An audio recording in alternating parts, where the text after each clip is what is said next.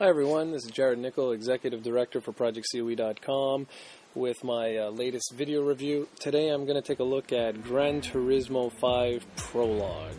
It's obviously exclusive to the PlayStation 3. You can either buy it on Blu-ray disc or you can download it through the PlayStation Network. Either way, it's about $40, which is actually just, a portion of the price of the real-life game. As such, you can pretty well expect just a portion of the real version of Gran Turismo 5. Gran Turismo 5 Prologue is, many people think it's an overglorified demo, but I don't really like to say that because it's just not true. It contains most of the features of a finished Gran Turismo 5, but not quite. But it's certainly not a demo.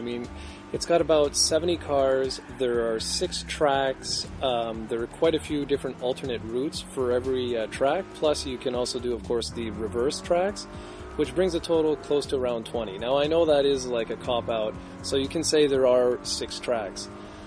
The way the single-player game is broken down, you've got your arcade mode, but, that's just your typical arcade mode, so I'm not going to, delve too much into that. The main bulk of the game is obviously your simulation mode, which it's broken into a series of events. Think of it almost like the license tests of the previous Gran Turismos. So basically, you start off and you have event Class C, then you've got Class B, Class A, and when you finish those 3, you've got Class S. Let me tell you right now, Class S is insanely hard. You've got penalties in there, you've got all kinds of lovely little things like super race cars that will just, destroy your butt.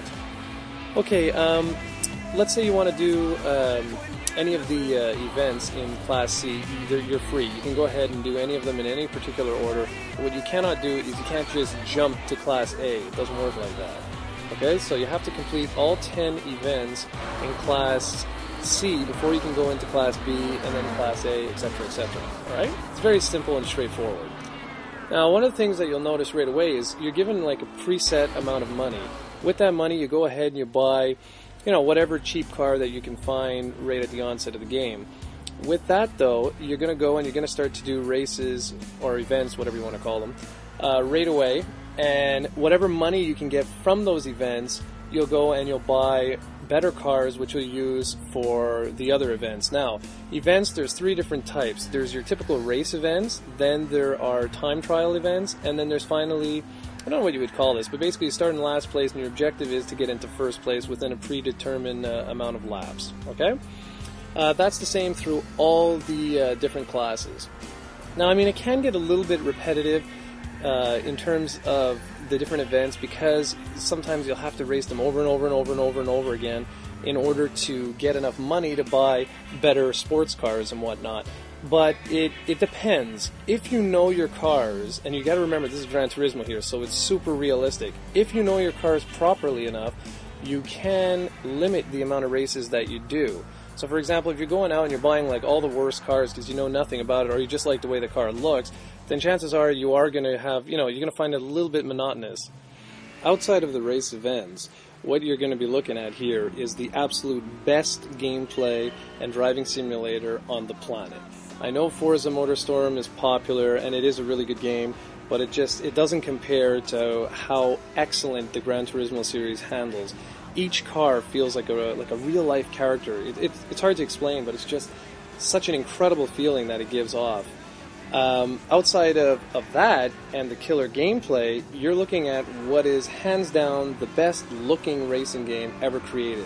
The new cockpit view, as they call it, or in-car view, is incredible. The entire dashboard's been modeled like real life, and when you drive through a tunnel and you see all the little lighting effects, it'll just warp your mind. If there's ever been a game that'll make you run out and get an HD TV, this is certainly it. Outside of the graphics, the audio is pretty crappy. Music is, it's a decent selection, I guess you'd call it that. But the fact is that we were really disappointed that you couldn't go and bring in your own music. That was really a letdown. However, the engine noises are without equal. This game has PCM 5.1 uncompressed high-def audio. It is unlike anything we have ever heard before, and I give it a 9.5 on 10 for audio because I was just so floored by how well they did the audio package. This is one of the games where you're going to shut off the music and just listen to the car noises. It's that amazing.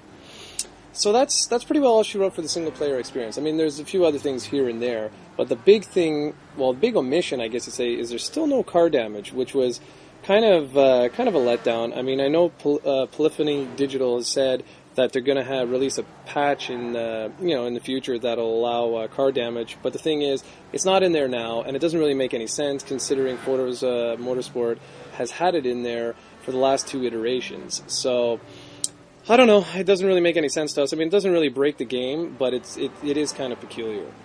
Now, this is the moment you've all been waiting for. Gran Turismo goes online. The thing is, it's still pretty basic. I mean, it's set up sort of like the single-player mode, where you have a series of events, and so only a certain car can go into a certain event, or a certain type of cars can go into a certain type of event. And some events are limited in the number of players. Some go up to 16, and no matter what mode you play, at least for us, it ran particularly smoothly, especially with 16 players, which we were surprised, really, because it is a free service. Overall, Gran Turismo 5 Prologue is one of 2008's best racing games so far, and even though it's only a sample, we just cannot imagine how excellent Gran Turismo 5 is going to be. This is one of the games that is worth the $40. Doesn't matter if you download it, doesn't matter if you buy the Blu-ray disc, it matters that you go out and buy it. I gave the game an 8.7 on 10, and it's worth every single point. Alright folks, enjoy the game, thanks for watching, and I'll see you soon. Ciao.